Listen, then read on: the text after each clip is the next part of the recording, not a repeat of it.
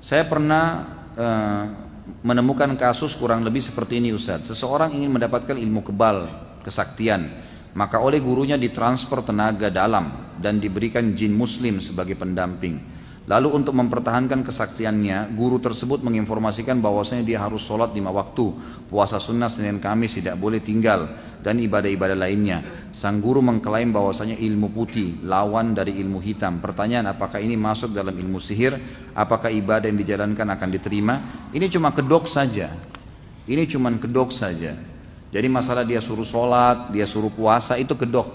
Permainan syaitan, baik menipu si guru tadi atau memang si guru ini juga sebenarnya tahu ya, karena dia mendekati pasien atau mendekati targetnya dengan apa yang disukai oleh orang itu. Kalau orang itu suka ibadah, sholat, diingatkan kamu harus sholat tanpa juga dukun bilang, ya kita pasti sholat lah, Allah perintahkan gitu kan. Tapi itu ditunggangin, pastinya nanti ada hal-hal lain yang memang diberikan syarat. Mungkin minimal yang paling sering standar itu pasti diberikan tulisan-tulisan, diberikan sesuatu yang disuruh simpan di dompet tadi, ya, disuruh mengamalkan. Seperti misal ada salah satu, tadi yang saya kasih nomornya Ustadz Sahal mengatakan, saya pernah, dia bilang, Ustadz datang ke Jawa Tengah di satu pesantren, dan di pesantren itu terdiri dari ratusan murid. Saya ajarkan metode ruqyah, baca ayat ruqyah, bagaimana meniup ke telapak tangan, bagaimana mengusap tubuh. Dia bilang saya ajarkan itu. Pada saat saya praktekin ruqyah di masjid, hampir satu pesantren semuanya kesurupan di masjid, santri di pesantren gitu kan. Kata kiainya, Anda ini ajarin apa nih? Kata Ustaz Sahal, Anda lihat, Pak Kiai lihat sendiri, saya bacain ayat kursi, Al-Falaq, Al-Ikhlas, An-Nas gitu kan. Lalu Ustaz Sahal bilang, coba Pak Kiai muhasabah, ada enggak amalan-amalan yang dikerjakan yang tidak sesuai dengan sunnah? Mungkin ada sesuatu yang Pak Kiai, enggak, di sini pesantren belajar Islam kok. Coba muhasabah, mungkin ada sesuatu yang Pak Kiai suruh rutin kerjakan tapi tidak ada sunnahnya dari Nabi. Ternyata setelah ditelusurin baru kiainya bilang, sebenarnya sih murid-murid sini setiap malam Jumat membaca salah satu dari Asma'ul Husna, saya lupa sekarang apa itu, tapi yang jelas dibaca sampai 4.000 kali. Nah ini tidak pernah Nabi contohkan, tidak pernah Nabi SAW perintahkan itu, gitu kan? Nah, sesuatu yang Nabi tidak contohkan pun itu bisa ditunggangi oleh syaitan. Gitu kan? Ini kasus-kasus sihir ya. Saya bukan sedang membicarakan ada orang yang salah dengan perbuatannya. Saya bicara tentang orang yang kesurupan sama syaitan. Pernah juga kasus kami duduk bermusyawarah dengan beberapa teman yang ruqyah, kemudian dia bilang ada satu orang kesurupan. Ustaz Hussein tadi yang saya kasih nomor yang kedua juga bilang sama saya. Setelah saya kesurupan lalu jinnya kesakitan minta-minta ampun, saya tanya, kamu kenapa masuk ke orang ini?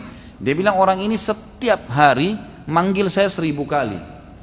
Emang kenapa? Apa yang orang ini bilang? Orang ini selalu bilang ya Jabbar, ya Jabbar, ya Jabbar. Ya Jabbar ini sifatnya Allah ya, yang Maha Perkasa. Tapi dibaca 1000 kali per hari. Pernah nggak Nabi ajarin? Nggak pernah. Kata jin, ini pengakuan jinnya. Jinnya bilang apa? Nama saya Abdul Jabbar. Saya masuk ke badan dia. Seperti itu, gitu kan? Ini contoh-contoh kasus banyak sekali terjadi seperti itu pada saat ngeruqyah ya, pada saat ngeruqyah. Jadi seperti itulah kurang lebih yang terjadi. Ustaz, dahulu saya pernah ikut pengajian di mana di situ diajarkan kepada jamaah dengan amalan yang berbeda-beda seperti zikir-zikir tertentu, misalnya si fulan mau membuka usaha baru, punya permasalahan tertentu yang ustadznya memberikan amalan berupa zikir-zikir tertentu dengan jumlah yang ditentukan atau sholat malam dengan niat tertentu yang tidak ada contohnya atau sunnahnya, dan sebagian dari jemaahnya seakan-akan merasakan manfaat dari amalan tersebut. Bagaimana menurut pandangan syariat tentang pengajian tersebut? Tentu saya sudah bilang ya, jangan selamanya karena itu bentuknya seakan-akan ibadah lalu kita mau menjalankan begitu saja gitu. Kita harus tahu memang harus ada landasannya. Nabi SAW diutus memang untuk itu ya, untuk mencontohkan ibadah, dan beliau tidak meninggal kecuali sudah menyampaikan semua, nggak ada lagi yang kurang gitu kan. Kalau ada zikir yang Nabi SAW tentukan, misal istighfar, saya beristighfar 70 sampai 100 kali, penentuan jumlahnya, penentuan lafadznya, maka kita kerjakan. Si ustadz menuntun, itu nggak ada masalah. Tapi kalau kayak tadi misalnya menggunakan Asma'ul Husna, mengucapkan sampai 4.000 kali misalnya, dari mana pernah sunnahnya nih? Ini harus diperbaiki, tidak boleh. Ini kan karena para ulama mengatakan ada dua dosa. Ada dosa syahwat, dosa diikuti dengan syahwat seperti zina, mencuri, riba dan seterusnya. Ada dosa yang syubhat. Ini bahaya nih. Dosa yang orangnya tidak tahu kalau dia buat dosa. Itulah perbuatan bid'ah, perbuatan syirik. Mereka nggak tahu kalau mereka sedang buat dosa. Jadi ini harus lebih hati-hati.